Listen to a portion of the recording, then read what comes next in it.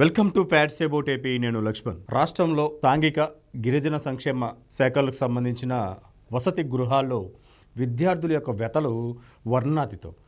గత ఏడాదిగా తరచూ వార్తలకు ఎక్కుతున్న అంశాలను మనం పరిశీలించుకుంటే దాదాపు వాళ్ళకి మెనూ ప్రకారం అందించాల్సిన ఆహారం కూడా సక్రమంగా అందలేని పరిస్థితి. ఎవరైతే కాంట్రాక్టర్లు సరుకులు అందించే వాళ్ళైతేనేమి, కూరగాయలు అందించే వాళ్ళైతేనేమి, మెటీరియల్ వంట సరుకు సంబంధించిన మెటీరియల్ అందించే వాళ్ళకి బిల్లులు పెద్ద ఎత్తున బకాయిలు ఉన్నాయి. వాళ్ళు మేము సరఫరా చేయలేము బాబు అని చెప్పి చేతులు ఎత్తేసిన పరిస్థితి మనం చూసాము.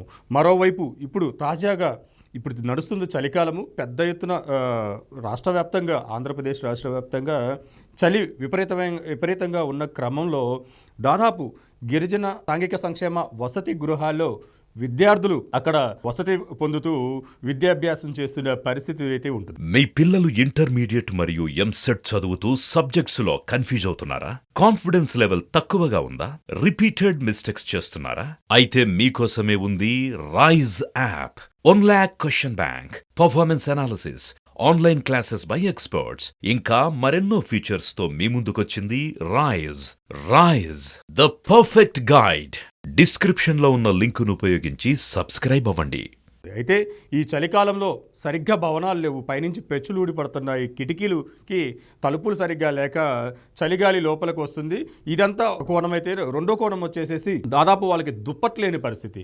సక్రమంగా దుప్పటి కప్పుకోవడానికి దుప్పట్లు కూడా అందించలేని దౌర్భాగ్య పరిస్థితిలో జగన్మోహన్ రెడ్డి గారి ప్రభుత్వం ఉంది అనడానికి ఇదే నిదర్శనం. నేలపైనే పడుకోవాలి, మరోవైపు దుప్పట్లు లేని పరిస్థితి వాళ్ళని ఇంకా ఇబ్బందులకు గురి చేస్తున్న పరిస్థితి అయితే ఉంది. దాదాపు రాష్ట్ర వ్యాప్తంగా ఎన్ని గిరిజన సాంఘిక సంక్షేమ వసతి గృహాలు ఉన్నాయని మనం ఒక లెక్క తీసుకుంటే, రాష్ట్ర వ్యాప్తంగా సాంఘిక సంక్షేమ వసతి గృహాలు దాదాపు 1050 అంటే 1150 వసతి గృహాలు ఉండగా ఇందులో 83,000 మంది విద్యార్థులు ఉన్నారండి. గిరిజన సంక్షేమ వసతి గృహాలైతే 117కు గాను ఇందులో 29,698 మంది విద్యార్థులు ఉన్నారండి.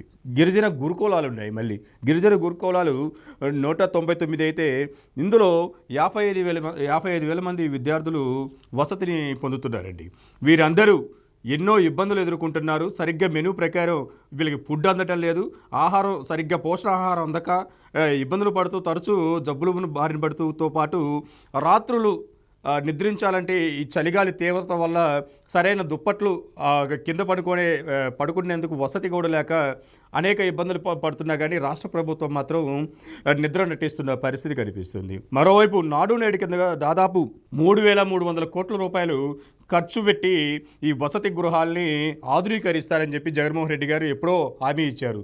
కానీ హామీలాగానే ఉంది. భవనాలు శిథిలావస్థకు చేరుకున్నాయి. దాదాపు మరుగుదొడ్లైతే పూర్తిగా డోర్స్ లేక, వాటర్ వసతి లేక నానా ఇబ్బందులు పడుతున్నారు. రాత్రులు విద్యార్థులు అవస్థలు వర్ణనాతీతం.